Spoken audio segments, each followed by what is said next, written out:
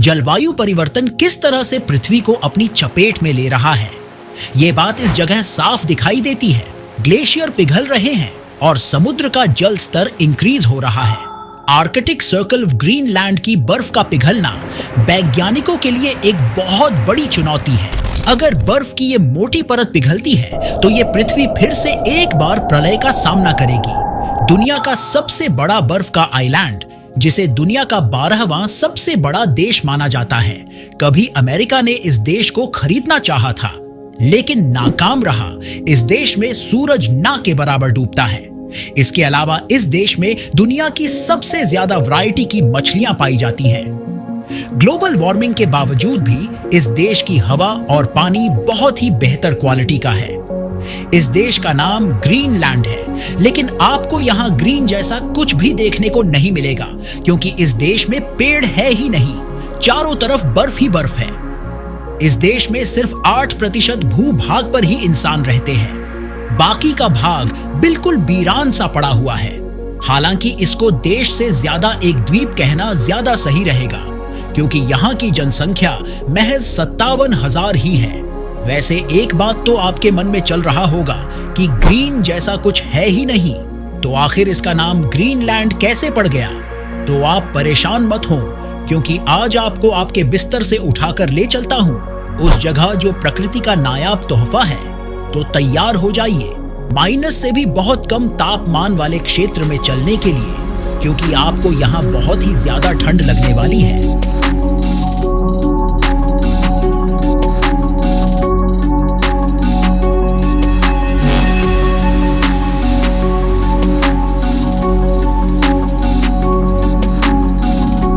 नमस्कार दोस्तों, digital discoveries में आपका स्वागत है।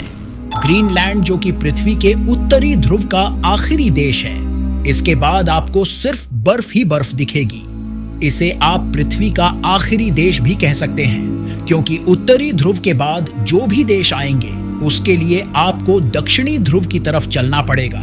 कभी आपके मन में ये तो सवाल आया ही होगा कि आखिर ग्रीनलैंड में इतनी बर्फ आई कहां से? क्या ये पहले से ही पिघल रही है या इसकी शुरुआत अभी हुई है? सारे सवालों का जवाब जानने के लिए आपको ले चलता हूँ उस समय में जब ग्रीनलैंड एक हरा भरा क्षेत्र था। ग्रीनलैंड जो कि 21 लाख वर्ग किलोमीटर से भी ज्यादा क्षेत्रों में फैला हुआ है। यह क्षेत्र आज से 50 मिलियन साल पहले घने वनों से ढका हुआ करता था। पहले यह क्षेत्र आर्कटिक सर्कल से काफी दूर था, लेकिन प्लेट के सरकने के कारण यह क्षेत्र आर्कटिक सर्कल की तरफ बढ़ गया। जलवायु परिवर्तन ने इस हरे भरे क्षेत्र को नष्ट करना शुरू कर दिया। इसके अलावा समुद्र के जल स्तर में उतार चढ़ाव के कारण इसका कुछ क्षेत्र समुद्र में समा गया। जो भी क्षेत्र बर्फ से बचा था उसको हिमयुग ने पूरा कर दिया। काफी सालों तक ये क्षेत्र वीरान सा पड़ा हुआ था। इसके नाम के पीछे एक मिथक चली आ रही है कि आइसलैंड के एक निवासी एरिक द रेड को अपने ही पिता के मर्डर के लिए उसको देश से निकाल दिया गया, जिसके बाद वो ग्रीनलैंड में आकर बस गया। कहा जाता है कि ग्रीनलैंड उस समय बहुत ही हरा भरा था, जिसे देख एरिक ने इसका नाम ग्रीनलैंड रख दिया। हालांकि इसमें कितनी सच्चाई है ये पता नहीं चला, क्योंकि वैज्ञानिकों के अनुसार ग्रीनलैंड की बर्फ मिलियन वर्ष पुरानी है। अमेरिका और कनाडा की सीमाओं से सटा ये एक स्वतंत्र देश है।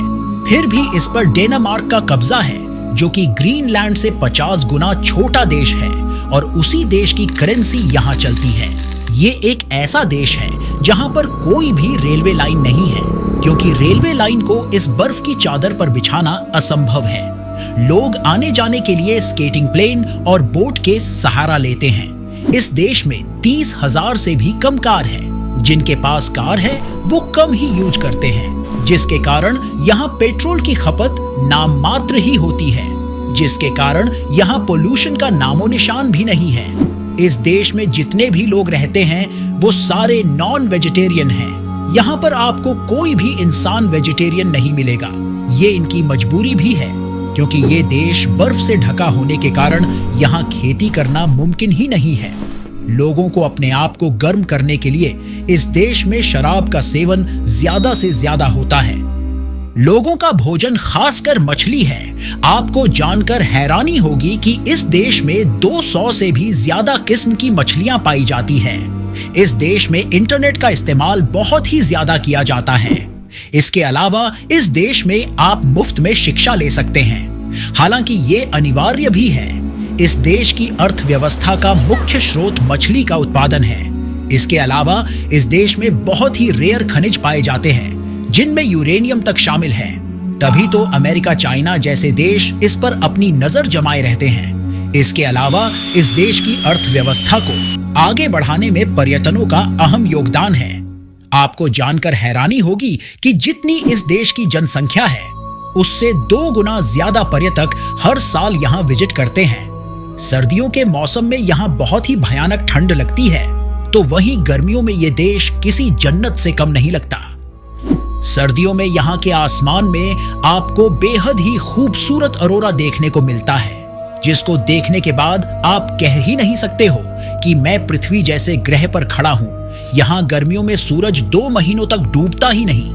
रात के 12 बजे आपको चमचमाती धूप देखने को मिलेगी। इस देश में आपको पोलर बियर बहुत ही मात्रा में देखने को मिलेंगे और ये बहुत ही खतरनाक होते हैं। लेकिन ये बियर इंसानों पर हमला नहीं करते और ना ही ये इंसानी बस्ती में आना पसंद करते हैं। इस देश का राष्ट्रीय जानवर पोलर बियर ही है, जिसकी वजह से इनका कोई इंसान शिकार भी नहीं करता है। इस देश में पूरी पृथ्वी के 80% पोलर बियर पाए जाते हैं, क्योंकि ये बियर वहां रहना ज्यादा पसंद करते हैं, जहां बहुत ही ज्यादा ठंड हो। इस देश में पोलर बियर के अलावा और भी जानवर रहते हैं, जिनमें हिरण, खरगोश, आर्कटिक लोमड़ी शामिल है। पक्षियों में अटलांटिक पफिन और किटीबेक शामिल है, जिनका शिकार यहाँ के लोग करके इनको खाते हैं। इसके अलावा भी कई पक्षियों की प्रजातियां यहाँ पाई जाती हैं, जिनमें आर्कटिक टर्न का पक्षी बहुत ही प्रसिद्ध है। इस पक्षी को दुनिया का सबसे ज्यादा दूरी तय करने वाला पक्षी माना गया है, क्योंकि ये पृथ्वी की उत्तरी ध्रुव से पृथ्वी की दक्षिणी ध्रुव की यात्रा उड़कर तय करती है, जो एक बहुत ही आश्चर्य की बात है। इस द्वीप के उत्तर में आर्कटिक महासागर और पश्चिम में बफिन की खाड़ी, दक्षिण में लैब्राडोर सागर और पूर्व में ग्रीनलैंड सागर से घिरा है। इस देश में आप पानी की जगह बर्फ खा सकते हैं, क्योंकि पूरी पृथ्वी की 60% से भी ज्यादा फ्रेश वाटर यहाँ बर्फ के रूप में मौजूद है।